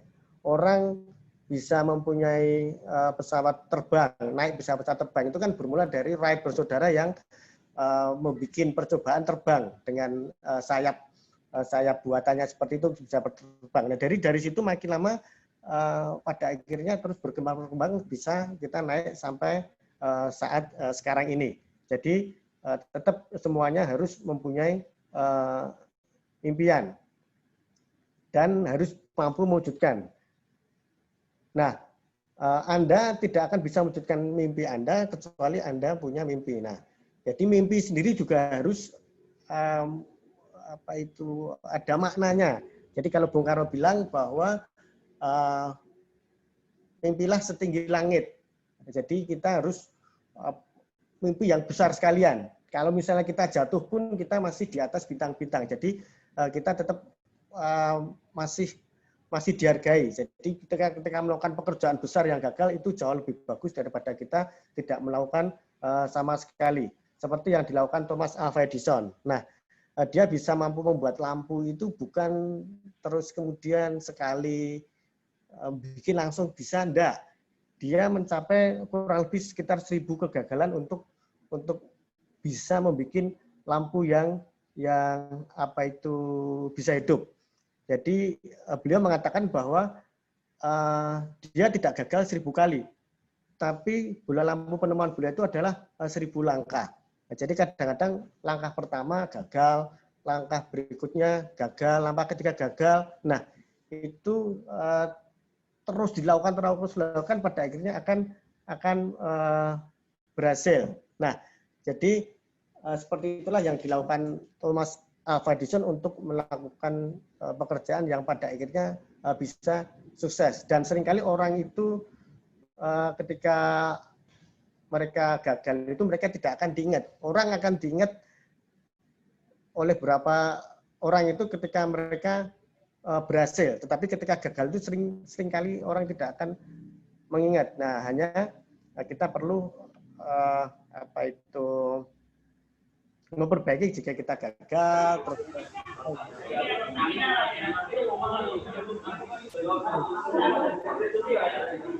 Maju lagi. Terus masih ada waktu? Ada, dokter. Masih Masih sekitar ada. 5 menit lagi, dokter. Ya, jadi seringkali kita mempunyai mempunyai cita-cita, impian itu tugas yang berat. Nah, kadang-kadang kita punya tugas yang berat itu kadang-kadang kita itu seringkali males, mengerjakan males. Kita mempunyai angan-angan yang besar itu kadang-kadang mau meraihnya itu kadang-kadang ada rasa males gimana seperti itu. Nah, sebenarnya yang diperlukan hanyalah langkah pertama. Jadi kita punya impian, punya angan-angan yang besar itu kita hanya perlu melangkah pertama. Nah, setelah melangkah pertama, nanti kita akan menuju langkah-langkah berikutnya. Nah, sehingga pada akhirnya langkah-langkah itu akan mencapai tujuan. Memang berat sekali dalam proses melangkah itu. Jadi ibaratnya kalau kita naik gunung di puncak, itu ketika kita mencapai puncak itu kita tidak akan mudah tiba-tiba sampai di puncak, enggak. Tapi kita akan melalui jalan-jalan terjal yang berliku yang pada akhirnya kita akan mencapai puncak dengan pemandangan yang indah. Nah, hal-hal seperti itu yang selalu kita bisa meraih itu hanya dengan hal-hal yang liku-likunya banyak sekali. Tetap terus melangkah prinsipnya. Jadi jangan sampai berhenti. Kadang-kadang orang itu berhenti, dia merasakan gagal hanya karena dia itu tidak melakukan langkah yang sebenarnya itu mungkin langkah terakhir dia menuju gagal. Jadi tiba-tiba, oh saya sudah berhenti, sudah menyerah, saya nggak akan melakukan percobaan ini lagi karena tidak berhasil. Nah itu yang salah. Jadi memang harus melakukan langkah-langkah terus. Nah langkah-langkah itu yang pada akhirnya yang bisa jadi suatu saat menuju keberhasilan. Nah jadi dalam keberhasilan itu sendiri, kita ingat bahasa quote-nya pendirinya Honda, Soichiro Honda nih. Jadi dia mengatakan bahwa sukses adalah 99% kegagalan. Loh, kenapa kok justru sukses itu 99 kegagalan itu maksudnya bagaimana? Nah sebenarnya di antara sukses itu kan biasanya kan di baliknya kan banyak hal-hal yang gagal. Dia bisa membuat suatu mobil yang bisa berjalan, bisa melangkah tanpa macet. Nah, seperti itu kan karena ada proses panjang yang selalu dilalui mencoba. Nah, dari situlah kemudian muncul quote sukses is 99% failure. Jadi sukses adalah 90% kegagalan. Jadi sukses hanyalah mewakili 1% pekerjaan yang dihasilkan dari 90% dari kegagalan-kegagalan yang telah dibuat oleh orang-orang sukses tadi. Nah, jadi prinsipnya kita jangan menyerah ketika kita melakukan pekerjaan yang belum selesai, terus melakukan studi kok nggak selesai-selesai, membuat tesis kok nggak selesai-selesai. Nah, itu tetap jangan menyerah, tetap lakukan terus, langkah terang terus, sehingga suatu saat kita itu akan mencapai puncaknya. Mungkin itu yang sedikit yang bisa saya sampaikan. Mudah-mudahan sedikit bisa bermanfaat. Ya. Terima kasih. Ya, terima kasih Dr. Eko. Jadi materi yang disampaikan Dr. Eko tersebut adalah bahwa segala kesuksesan itu berasal sebenarnya dari diri kita sendiri ya dok. Jadi di awal itu mungkin untuk memulai sesuatu itu, memulai langkah awal itu memang sangat berat, tapi dengan kita terus berjalan sampai menuju kesuksesan itu mungkin hal yang luar biasa yang bisa kita raih ya dok. Mungkin itu bisa buat motivasi teman-teman semua, motivasi saya sendiri untuk menyelesaikan sekolah-sekolah dan yang lainnya ya dokter. Terima kasih. Baiklah, kita akan ke pemateri keempat, Mak Isinung. Baik, tadi apa yang disampaikan Dr. Eko cukup padat banget, catatan saya juga cukup banyak. Ini jadi yang pertama kalau boleh saya rangkum, yang pertama adalah ubah istilah kami menjadi kita. Itu adalah cerminan bahwa kita ini adalah satu bangsa. Kemudian hindari komentar-komentar negatif tentang hal-hal yang belum pasti sebelum cek and recheck. Kemudian sukses dengan membaca buku, bisa dengan membaca buku, internet. kemudian rajin baca quote, ya. Terus kemudian 1% inspirasi dan 90% tindakan. Yang berikutnya adalah jangan takut bermimpi. Dan setelah punya mimpi apa? Kemudian memantaskan diri dengan mengupayakan, itulah bagian daripada ikhtiar kita terhadap kesuksesan itu tersendiri gitu. Ya, jadi kemudian yang terakhir jangan mengeluh. Ya, jadi berat itu hanya awalnya saja. Sama seperti pada saat kita mendaki gunung, itu berat pada awalnya, setelah konsisten nanti juga akan sampai juga begitu ya. Baik, kita lanjut ke pemateri berikutnya, yaitu beliau adalah DRS Kanjeng Pangeran Haryo Bambang Irawan. Itu nama lainnya juga Kanjeng Pangeran Haryo Radityo Lintang Sasongko, MSI. Beliau adalah seorang dosen di Fakultas Ekonomi Bisnis Universitas 11 Maret, yang juga sebagai kepala studi di FEB UNS. Apabila saya salah, mohon koreksi. Baik, kita persilahkan kepada Pak Bambang Irawan. Monggo Pak Bambang.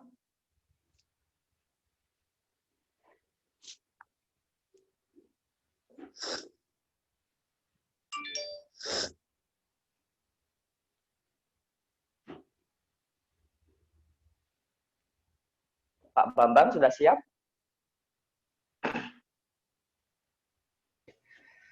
Assalamualaikum warahmatullahi wabarakatuh. Waalaikumsalam. Salam sejahtera untuk kita semua.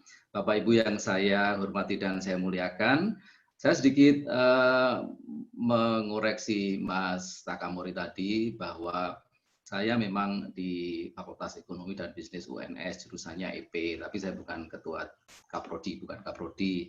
Kalau di pemerintah kota, kebetulan saya ketua Dewan Kesenian Surakarta.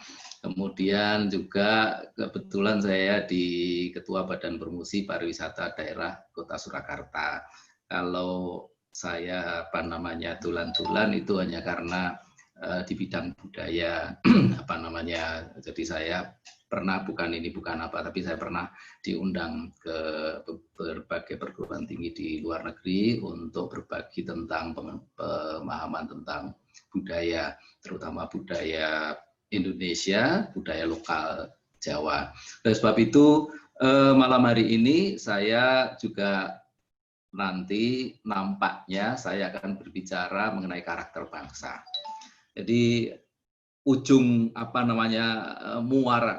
sumber dari segala permasalahan pandemi ini sebetulnya adalah globalisasi.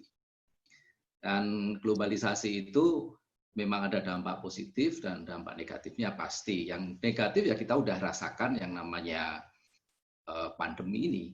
Ini salah satu dampak negatif dari globalization, karena apapun ini ikut manusia berpindah dari satu negara ke negara lain. Nah, sebetulnya globalisasi besarnya itu dampaknya lebih spesifik, jujur saja, tekanan hidup masyarakat yang makin sulit sekarang ini. Dan tekanan hidup yang makin sulit ini sebetulnya split, menjadikan masyarakat mencari referensi. Katakanlah kalau saya mengatakan ekstrem kanan dan ke kiri, yang kanan itu mereka pegangan pada agama, yang kiri mereka berpegangan pada budaya, misalnya begitu.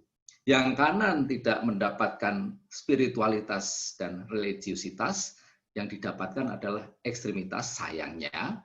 Yang kiri, pendekatan budaya, yang didapat bukan esensi dari budaya, tetapi yang didapatkan adalah klenik. Hal-hal yang berbau klenik.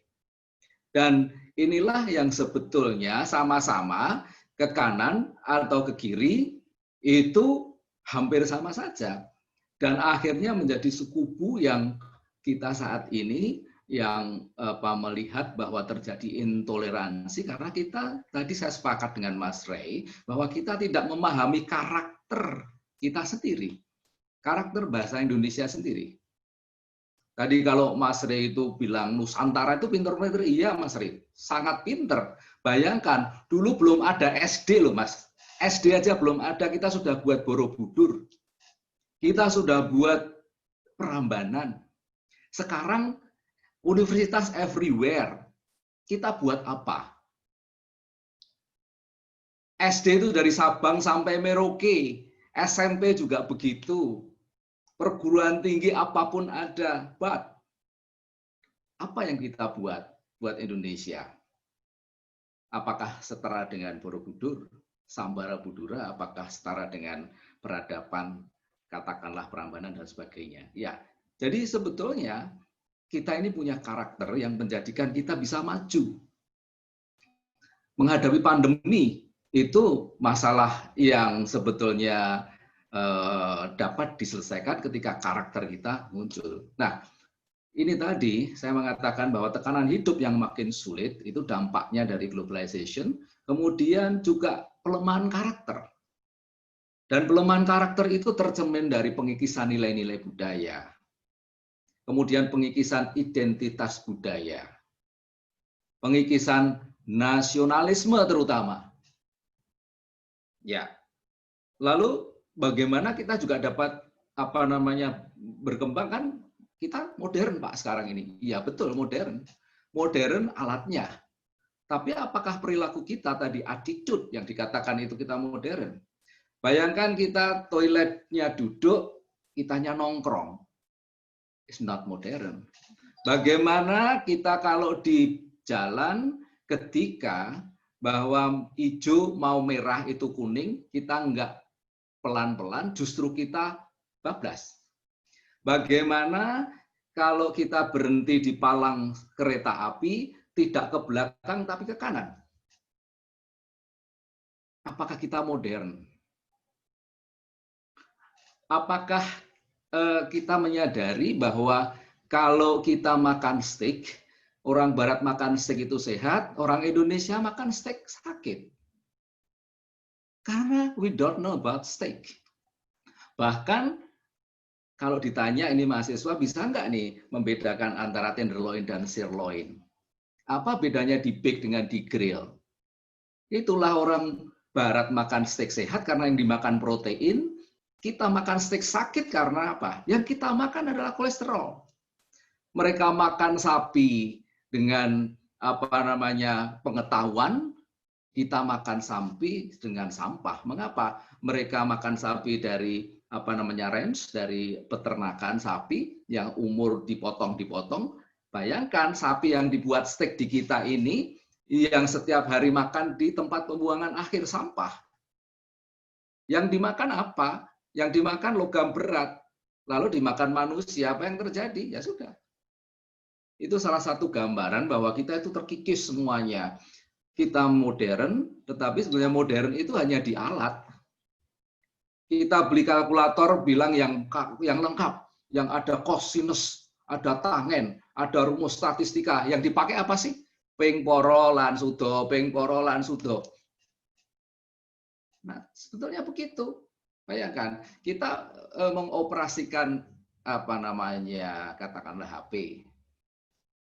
Kita dapat buku manual. Pernah kita baca buku manual? Never. Beli HP kita tanya tetangga, iki carane apa jenenge gunake QR piye to ki? Itulah. Itu fakta bahwa kita sebetulnya saat ini krisisnya adalah krisis karakter bangsa sebetulnya. Dan oleh sebab itu berkelindan dengan globalization, lalu apa yang terjadi? Yang terjadi ya tadi kebinekaan kita kemudian terancam. Nah, karakter kita ini apa sih sebetulnya? Sebetulnya karakter kita bangsa Indonesia mostly dan generally dari Sabang dari Merauke, yang pertama karakter orang Indonesia itu religius. Religius itu sebetulnya dulu katakanlah animisme, dinamisme, tapi percaya kepada Tuhan. Orang Jawa itu atau katakanlah kalau dia duduk termenung di depan patung, di depan pohon besar gitu, kalau ditanya, "Mbah, Anda nyuwun teng sinten?" Jawabnya Gusti Allah. Tidak akan dia ingin minta ke batu, minta ke ini. Religius, dia menyadari bahwa ada kekuatan zat yang maha besar, pencipta alam semesta ini. Yang kedua, orang Indonesia itu terbuka kok. Itu sejak abad ke-13 bahkan terbuka. Tidak ada Tionghoa masuk Indonesia, kita tidak punya bata. Kita orang Jawa atau orang Indonesia nggak pakai genteng, pakainya kayu tetap. Itu karena masuknya budaya dari mancanegara di bawah orang lain. Kita mungkin juga tidak beragama kalau tidak ada tidak terbuka. Karena jujur aja semua agama dari di Indonesia ini dalam tanda petik impor. Hindu dari India, Islam dari Arab, meskipun saya Muslim, tetapi maksud saya yang kita bicara terbuka itu kita menerima apapun yang akan menjadikan kita ini memperbaiki kualitas hidup, baik secara material maupun spiritual, baik secara fisik maupun mentally. Tadi nanti yang pembicara pertama akan ini. Yang ketiga, orang Indonesia itu estetik kok, karena kita kaya, estetik sekali kita. Karena kita kaya. Jadi coba kalau kita bicara mengenai mengapa Arab tidak punya gamelan yang katakanlah alat musik berasal dari logam. Karena logam mereka yang punya lebih berharga untuk senjata. Nah, kita ini ada perunggu, ada kuningan, ada emas, ada platina, everything ada di sini. Dan kita senjata masih sisa banyak banget sehingga kita dibuat alat musik. Ya, dan sebagainya. Nanti kita bicara banyak sekali, misalnya keris, katakanlah. Keris itu teknologi yang luar biasa. Kalau saya ditanya, Pak Bambang ngerti keris, ngerti, mana kerismu tak tekuk gini, kadang-kadang mereka marah. Ya, kerismu tak tekuk bisa, karena komposisi kerismu itu bukan komposisi yang benar. Keris itu terdiri atas dari baja, besi, nikel. Karena nikel dulu digali dari bumi, belum ada teknologi, maka diambil dari meteorit yang jatuh dari langit. Makanya kemudian kualitasnya kualitas senjatanya menjadi bagus. That's knowledge. Oke. Baik, yang keempat itu karakter bangsa kita adalah gotong royong. Kita lahir sampai mati itu nggak keluar duit kok. Kita lahir disumbang tetangga, kita manten ya disumbang tetangga. Ya kan? Misalnya kita ini misalnya di kampus itu nggak kenal, kalau meninggal ya kita nyumbang, sama saja toh, artinya itu gotong royong. Ya gotong royong yang dulu dengan sekarang berbeda, tetapi ruhnya gotong royong ini masih ada. Dan harus terus dilestarikan. Oke, yang kelima ini harmoni. Orang Indonesia itu sebetulnya nggak mau rame-rame kok, rame juga ini. Coba ini lihat nih Pilpres nih. Pak Jokowi sama Pak ini, ente aneh gandeng silit kalau orang Jawa mengatakan begitu. Lah mau ngarep gandeng silit, ini ngopo ada ribut-ribut, abong-obongan dan sebagainya. Wah inilah ente aneh yo rukun gitu loh. Maksud saya harmoni, tidak perlu, kira-kira nggak perlu. Oke, jadi menurut saya solusi merajut kebinekaan. Kemudian untuk menghadapi pandemi ini, untuk baru ini adalah momentum kita untuk merejuvenasi lagi, merevitalisasi. Kata kuncinya rejuvenasi dan revitalisasi karakter kita yang bisa untuk maju. Dan juga tidak perlu menangisi tradisi menurut saya yang kemudian menyebabkan kita tidak maju. Karena tadi yang budaya tadi, gondelan budaya tadi tidak gondelan, dia tidak pegang knowledge-nya. Tadi pembicara pertama sudah jelas, tidak pegang knowledge-nya. Keris itu knowledge. Ya, knowledge. Arsitektur Jawa itu knowledge. Mengapa soko gurunya 4, mengapa tumpang sarinya 7. Everything itu memiliki makna filosofis dan itu knowledge. Ya, mengapa misalnya keraton Jogja, keraton Solo itu utara, selatan, tidak barat dan timur.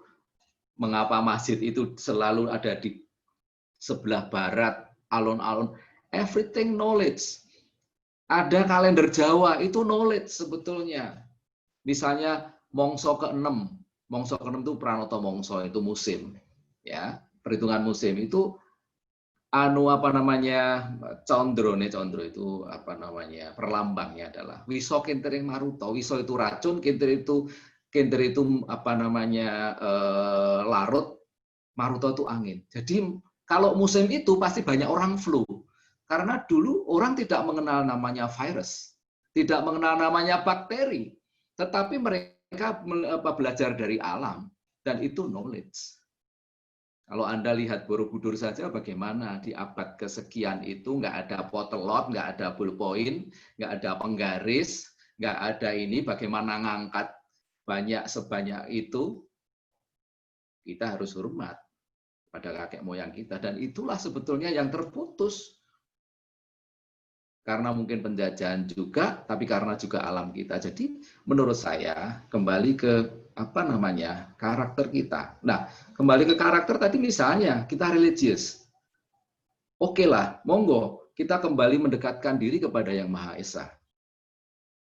Allah Subhanahu wa taala. Tetapi bagaimana mendekatkan diri tadi? Tadi yang pembicara pertama, mengasah rasa. Kalau Jawa podo kula ngening kalbu. Pertajam rasamu, kalbu. Ya, karena di situ nanti orientasinya ke nilai, bukan ribut mengenai perbedaan ritual. Karena agama itu yang unik ritualnya, tetapi nilai tidak. Nilai tidak unik. Setiap agama membawa kebenaran. Membawa kebenaran. Buktinya penganutnya banyak, artinya membawa kebenaran. Masalah kita meyakini agama kita sendiri yang benar, is okay, tetapi setiap agama membawa kebenaran.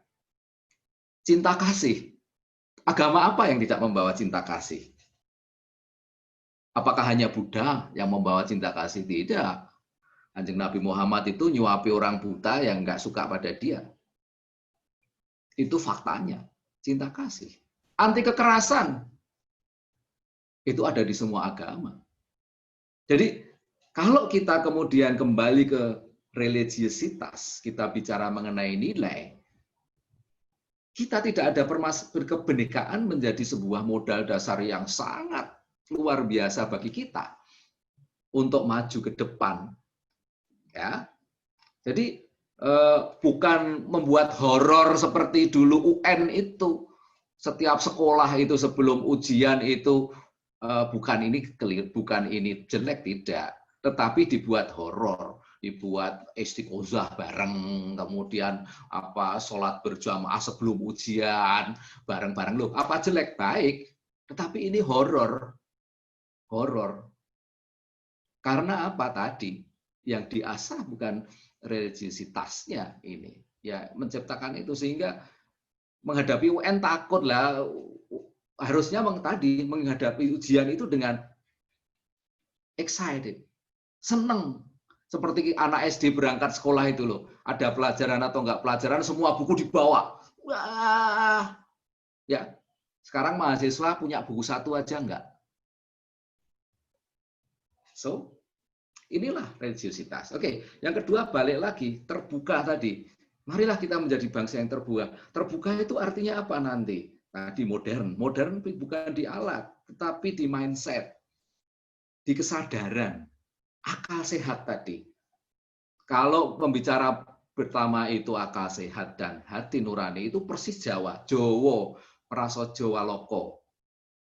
Jowo itu adalah woh pangolaing budi, akal sehat, hati nurani.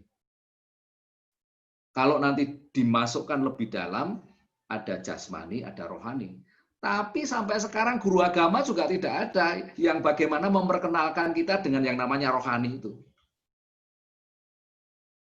Ya, cuma dikatakan sehat rohani itu butuh apa namanya pengajian, butuh baca Quran, butuh puasa. Iya, tapi kamu kenal nggak dengan si rohanimu itu? That's the point. Karena itu akan yang membawa kita akal sehat, keterbukaan. Akal sehat itu susah. Coba kita lihat masalah logo 75 tahun Indonesia Merdeka itu saja dipermasalahkan gimana? Kemudian kalau sekolah apa misalnya sekolah Islam di depannya pohon cemara, emangnya kenapa?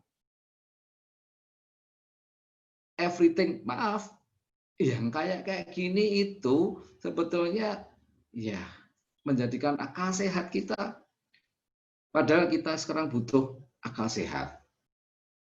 Everything apa namanya butuh akal sehat. Oke, jadi kita harus mengedepankan akal sehat supaya ada keterbukaan. Keterbukaan itu begini, tidak hanya mendengar, tapi mendengarkan. Mendengar dengan mendengarkan berbeda. Nonton dengan melihat itu berbeda. Kalau nonton mata kepala, melihat sudah dengan mata hati. Tapi siapa? Guru kita mulai SD sampai perguruan tinggi yang ngajari untuk menajamkan mata hati. Ada enggak? Ada enggak? Satu ustadz pun. Guru-guru kita. Enggak.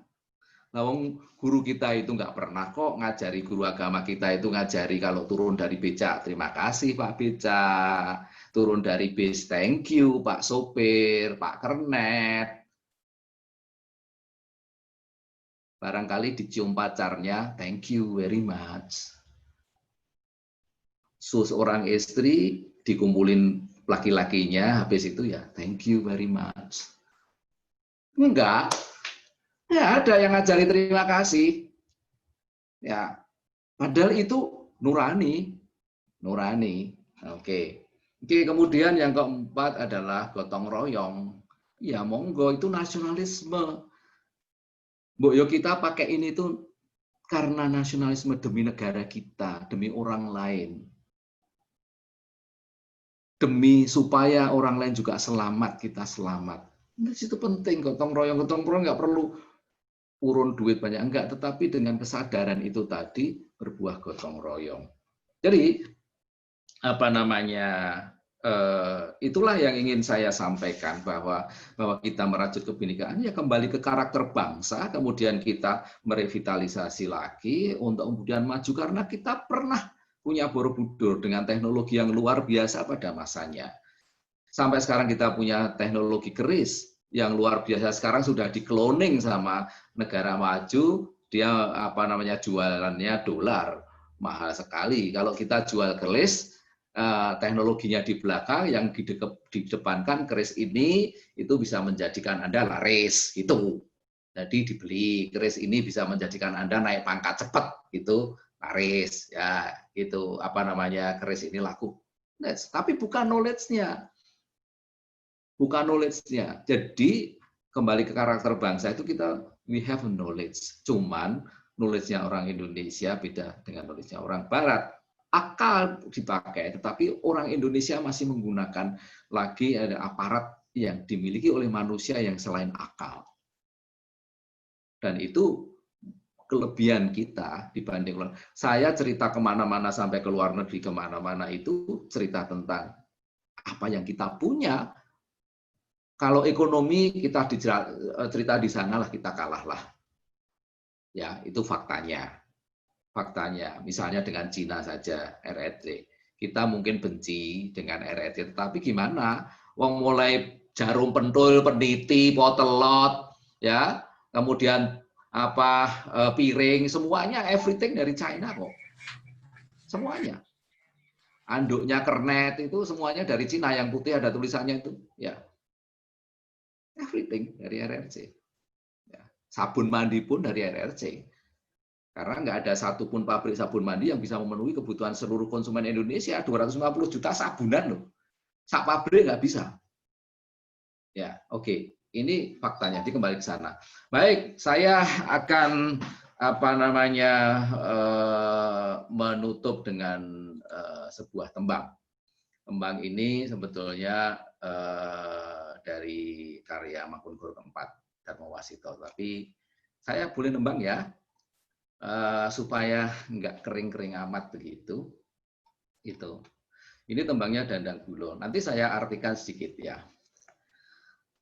Pepuntone nggonira dumadi ngugemono mring caturupaya mrih tan bingung pamundine kang dingin wekasing sun aniruwa marang kang becik.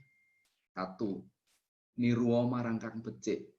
Kapindo anuruta mring kang bener iku. Yang kedua, nuruta karo sing bener. Katringgu guwa kang nyata. Yang ketiga, guwa barang yang nyata. Kaping pate milih ingkang pakulih. Keempatnya milih yang bermanfaat. Dadi kantining donya. 1 tadi, mari kita meniru yang baik. Dari semua budaya di dunia ini yang baik, Amerika disiplinnya baik, kita tiru. Kerja nasionalismenya Tiongkok bagus, mari kita saingi. Yang kedua, jadi tirulah yang baik. Yang kedua, nuruto sing bener. Ya, turutlah yang bener. Yang ketiga, gugu kang nyoto. Percayanya yang kenyataan. Yang fakta, jangan tadi, Pak Dokter tadi, hoax. No, never. Nyata. Yang ada yang, kalau Jawa lebih, sing bener tur nyoto. Karena ada bener, ning ora nyoto, ada nyoto, ning ora bener, ono ora bener, ora nyoto. Yang keempat, pilihlah yang bermanfaat. Tadi yang pertama, manusia harus bermanfaat pada orang lain. Jadi itu saja dari saya, kurangannya mohon maaf. Wassalamualaikum warahmatullahi wabarakatuh. Waalaikumsalam warahmatullahi wabarakatuh. Ini beliau ini memang luar biasa banget. Kalau saya ucapan dengan beliau ini panggilannya adalah kekasih hati gitu ya. Karena beliau ini sangat menginspirasi bagi kita semua. Bahkan saya pribadi juga banyak belajar tentang budaya terhadap beliau selama di keraton. Juga tadi dibahas tentang bahwa bangsa kita ini krisis karakter saat ini. Maka dibutuhkan apa? Keterbukaan, religius, estetik, gotong royong, rasa nasionalisme, dan bahwa Indonesia ini dari dulunya memang sudah harmoni gitu ya. Terus solusinya apa? Revitalisasi karakter. Ini luar biasa, sungguh luar biasa. Dan tadi Pak Bambang Irawan juga menyebut bahwa kita mengenali bangsa kepada citra, bahwa negara yang besar adalah negara yang kembali kepada citra budayanya masing-masing. Dan kita punya budaya dari beragam suku, mungkin ada yang di Dumai, ada yang di Aceh, ada yang dari Jawa, Kalimantan, Papua. Kita ini punya budaya, kita kembalikan lagi kepada budaya tersebut, karena budaya itulah justru dengan kearifan lokal ini akan bisa mempersatukan bangsa Indonesia. Dan Tuhan pun sudah berjanji bahwa, sudah menyampaikan bahwa aku menciptakan beragam suku bangsa untuk kalian saling mengenali. Ini ada di dalam Al-Quran dan ini luar biasa karena selaras dengan budaya kita. Gitu. Baik, kita masuk ke dalam tanya jawab. Bagi sahabat-sahabat sekalian yang ingin tanya jawab, silahkan buka mic-nya, kemudian bertanya langsung kepada narasumber. Silahkan, saya persilahkan, dipandu oleh Dr. Dina, boleh? Ya, silahkan apabila ada pertanyaan pada pemateri-pemateri hebat kita pada malam hari ini, ya Mas Inung. Mungkin ada yang bisa ditanyakan, sharing. Pemateri kita ini memang sangat luar biasa semuanya ya, dari pembicara pertama sampai dengan keempat, sungguh-sungguh luar biasa. Jadi ini suatu menginspirasi sekali. Iya, sangat menginspirasi sekali. Baik. Oke, bagi teman-teman yang ingin bertanya silahkan, atau mungkin ada tambahan dari teman-teman yang lain. Atau Pak Rey saya tapi, monggo Pak Rey. Mic-nya belum dibuka Pak Rey.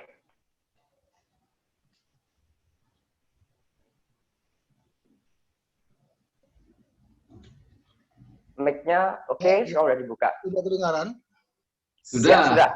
Aku mendengar semua banyak bicara dari manusia ya, antara manusia. Gitu. Tapi hubungan manusia dengan alam misalnya. Atau dari alam itu sendiri misalnya.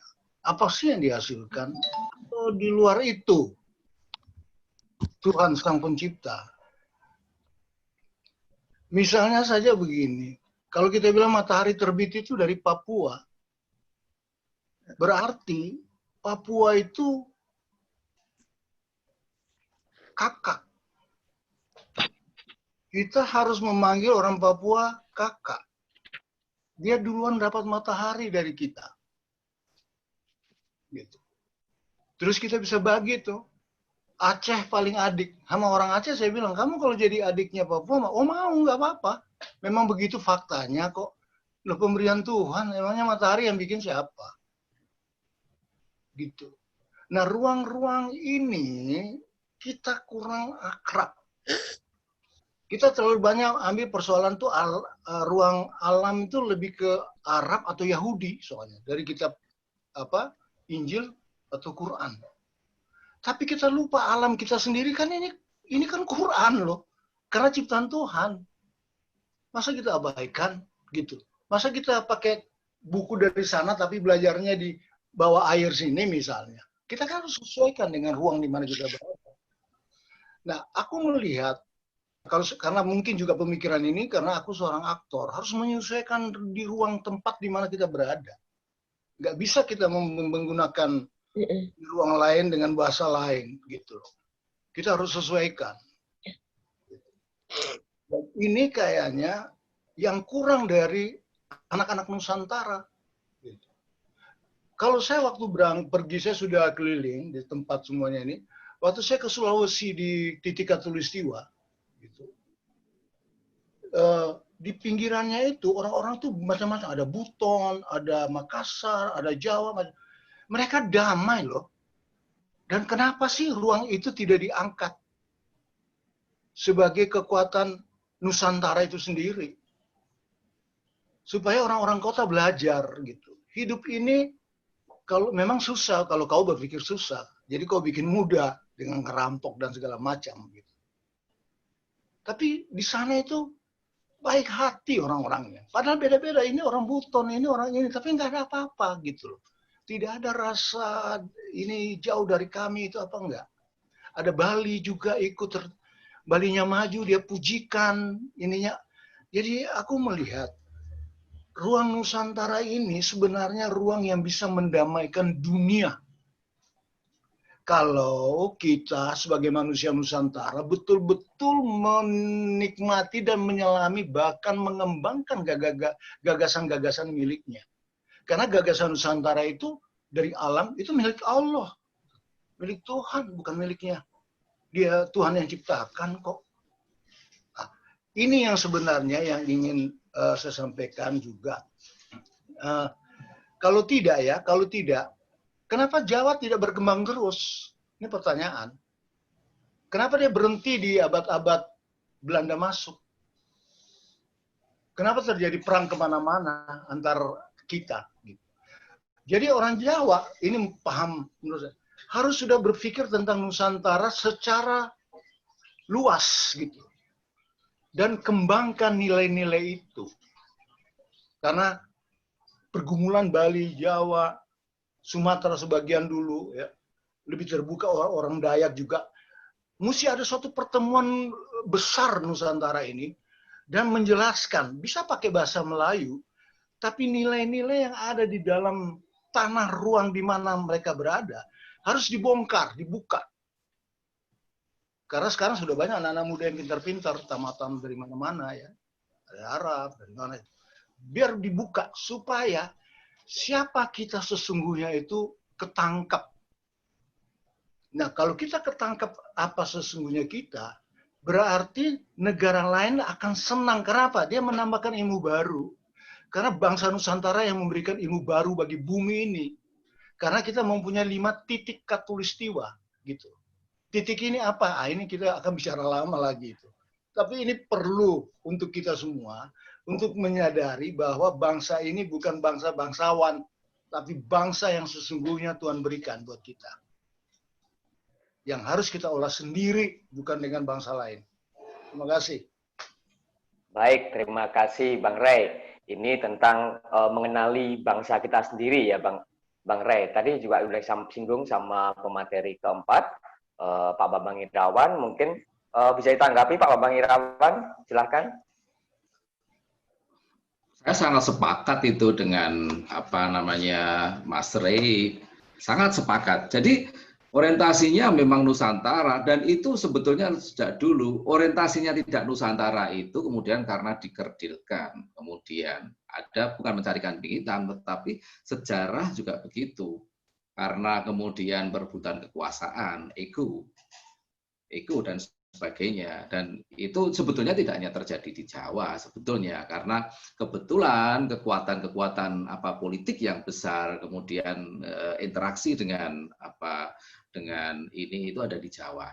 Itu seperti itu. PB10 itu mengumpulkan semua tanah dari Sabang dan Merauke, ditanam di Tugu Lilin itu sebagai simbol dari kebangkitan nasional, dan itu terjadi. Bahkan kalau kita lihat di keraton itu ada bangunan yang namanya Panggung Sanggabuwana. Po Agung itu 8, 0, kemudian 17 itu 1192 Hijriah, itu sama dengan 1945. Bayangkan pada tahun 1708 sudah bicara mengenai besok itu yang akan menentukan arah dari bangsa ini adalah masyarakat itu. The people itu ada yang menulis buku namanya Pakubuwono Code. Jadi sebetulnya kakek moyang kita sudah meletakkan landasan itu, ya generasi kita ini yang kemudian terpaku dengan label, dengan ini, sehingga kemudian yaitu harus dilepas. Dalam konteks kita berbangsa dan bernegara, itu ada kesetaraan. Dan kita memahami Nusantara, pengetahuan tentang Nusantara itu bicara mengenai manusia yang mengindonesia. Itu menarik sekali sebetulnya kalau didalami. Bagaimana kita akan sekarang ini akan mengindonesia kalau kita kemudian dari sisi religiositas saja nggak bisa memahami. Tadi yang dikatakan Mas Ray, orang hidup di Katulistiwa, sedemikian arif secara lingkungan alam semesta, itu religiositas. Nah, kita kehilangan itu. Kita kehilangan memaknai sebetulnya hubungan kita dengan alam semesta itu. Ya, mari kita revitalisasi kembali. Kita revitalisasi ya demi kemajuan, demi kualitas hidup bangsa kita. Karena kita ini kaya banget. Dan kita contoh aja, kita ini biodiversity kita itu nomor 2 di dunia setelah Brasil. Ya contoh aja Mas Rey, ya ini konsumsi sehari-hari. Kita ini produsen ikan tuna terbesar di dunia. Tapi kalau kita sampai Sabang sampai Merauke, coba kita hitung yang makan tuna itu berapa. Kita nggak paham alam kita kok. Kita punya rumput dari Aceh sampai Papua. Tapi setiap tahun kita impor daging sapi 80.000 ton. How come? Kita tidak memahami alam kita sendiri. That's the point. Apapun itu. Dan Maaf Gus. Kita itu sudah punya nama dulu. Tapi kita gunakan nama yang diberikan oleh James Richardson Logan, orang Inggris, bangsa Scotland. Dan ini bisa terjadi kenapa? Itu ya pertanyaan. Sehingga filosofi dari Indonesia itu nggak ada. Gitu. Kalau Nusantara dari susunan kata, kalimat yang ada di situ jadi satu. Makanya kita susah majunya gitu loh. Karena apa? Pemikiran kita tidak jalan gitu. Akibatnya apa? Kita ikut memerdekakan, ikut terlibat gitu. Bukan kita yang harusnya memegang peranan. Ruang memegang peranan ini kita tidak punya karena dari kata-kata nilai-nilai yang ada di pikiran kita itu tidak mengangkat ke sana. Ini persoalan aku pikir. Aku sebagai seorang aktor merasa betul kalau nilai itu tidak kuat, ekspresinya nggak ada dia. Oh iya, of Meskipun course. apapun dia lakukan, dia bisa. Tapi kalau Ah. dia cuma satu kata dengan ekspresi dia tahu betul apa yang dia sampaikan, itu akan lebih berarti. Nah, Saya kira ini itulah yang- sebetulnya kita kembali ke karakter kita, sebetulnya menggali dari kita, pemahaman dari apa yang berasal dari kita, sebetulnya seperti itu, memahami yang digali dari diri kita. Tapi kan kita takut mengatakan apa-apa yang berasal dari kita. Kita malu kalau mengatakan itu berasal dari kita. Masa Ya, nama kita mesti malu? Nah, inilah Jadi, ini problem kita, ini bisa problem bilang kita. macam-macam, tapi soal nama kok kita malu, bukan nama kita. Ya, tapi itu kesadaran Mas Rey. Jadi itu kesadaran konteks dalam apa namanya kelahiran negara ini, Jadi saya pikir itu diskusi panjang, Mas Rey, diskusi panjang. Yang penting kita kembali aja kepada coba kita gali karakter kita. Bagaimana tadi tidak hanya sekedar melihat, mendengar, tapi mendengarkan. Cobalah, it's okay. Jadi kita harus memang harus berani. Kita sekarang ini memang krisisnya krisis karakter. Ya. Baik, siap. Ini pembahasannya sangat menarik dan seru, dan rasanya tidak cukup sampai di sini. Mungkin berikutnya kita buat sesi berikutnya. Ini karena diskusinya bisa jadi panjang ini. Nah, Oke. kita ngobrol aja di wedangan sama Mas Rey nanti semalam. Ya, siap, itu bagus itu. Cocok. Baik, sahabat-sahabat sekalian yang kami hormati, tidak terasa kita sudah di penghujung acara, sudah jam 9.22 malam, dan tadi saya juga sepakat dengan Pak Bambang Irawan bahwa dulu jauh sebelum Indonesia merdeka, Pakubuwono II, Pakubuwono X sudah mempersatukan dari Aceh sampai dengan Papua. Bahkan beliau mempersatukan melalui kesultanan-kesultanan yang pada saat itu adalah negara berdaulat. Ini luar biasa, dan itu sudah dilakukan sebelum bangsa ini ada. Dan saya sepakat Pak Bambang bahwa Pakubuwono X adalah bapak pemersatu bangsa, gitu ya. Maka dibuktikan apa? Di Tugu Lilin yang sekarang menjadi SMP SMA Murni itu, setiap Sumpah Pemuda di situ diadakan upacara, gitu. Karena disitulah tempatnya dari Sabang sampai Merauke, para pemuda pada saat itu membawa segempal tanah dan ditanam di situ. Oke, kita masuk ke sesi penutup. Mungkin ada informasi daripada Prima Kurnia Mandiri, mungkin Ibu Husna, kakak saya, bisa menyampaikan informasi dari Prima Kurnia Mandiri. Silakan. Oke, baik. Terima kasih sekali. Alhamdulillah malam hari ini sungguh sangat luar biasa. Ini hebat banget materinya, Masya Allah. Dari pemateri Bang Ray Sahetapi, luar biasa. Ini membuka wawasan, terutama saat ini banyak sekali mahasiswa yang bergabung. Insya Allah kalau saya hitung lebih dari 40 mahasiswa yang bergabung, jadi kebuka gitu ya. Jadi kebuka. Kenapa kita tidak mempertanyakan selama ini, ya tahu aja asal nama Nusantara begitu. Tapi what is Nusantara gitu ya. Tadi sudah dijelaskan juga oleh Bang Ray Sahetapi.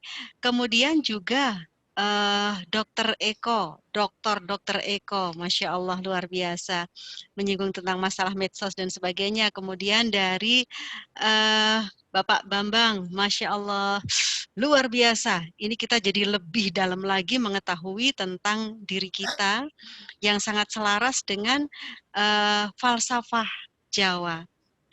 Nah, kami insya Allah dari Prima Kurnia Mandiri akan rutin mengadakan seminar seperti ini, virtual seminar, dan akan mendatangkan tokoh-tokoh istimewa yang akan berbagi kebaikan, sharing tentang keilmuan yang insya Allah akan menjadi wawasan, meluaskan wawasan kita dan akan menjadi amal jariah untuk pemateri yang memberikan dan maupun yang mendengarkan kita semuanya dalam catatan ibadah tholabul ilmi. Nah, selain itu, kami dari Prima Kurnia Mandiri akan segera menyelenggarakan Hipno Public Speaking. Insya Allah nanti akan kami informasikan lebih lanjut, baik di grup-grup kami, Ruang Belajar Prima, Kulwab Prima Kurnia Mandiri, maupun dari grup berawal dari Mubunda, akan kami informasikan, juga dari Instagram maupun Facebook, kapan akan diadakan, kemudian informasi selanjutnya akan kami berikan. Nah, untuk peserta pada malam hari ini, silahkan Anda menghubungi siapa yang mengundang, memberikan nama komplit untuk kita berikan e-sertifikat yang akan segera kami kirimkan. Beberapa nama sudah kami catat, yang sudah dikoordinir oleh Zulfa, terima kasih ya. Ini sudah kami persiapkan untuk nanti kami kirimkan e-sertifikatnya. Kemudian yang sudah daftar baik melalui Abah Arif Kurniawan, Bunda Maya, Bunda Estri, maupun Pak Dahri, silahkan memberikan informasi kepada Dan juga mereka. kepada Ibu Fitri yang pendaftar ke Ibu Fitri. Baik, baik. Oke, baik. Ya, jadi nanti tolong menginformasikan supaya kami bisa kirimkan sertifikatnya. Oke. Demikian, Master Ilung, sudah kami sampaikan informasi dari Prima Kurnia Mandiri. Apakah Baik. ada yang perlu ditambahkan? Cukup, Bunda Fusna, Baik. terima kasih. Baik, terima kasih. Terima kasih kepada semua yang hadir pada malam hari ini, dan kami mengucapkan terima kasih.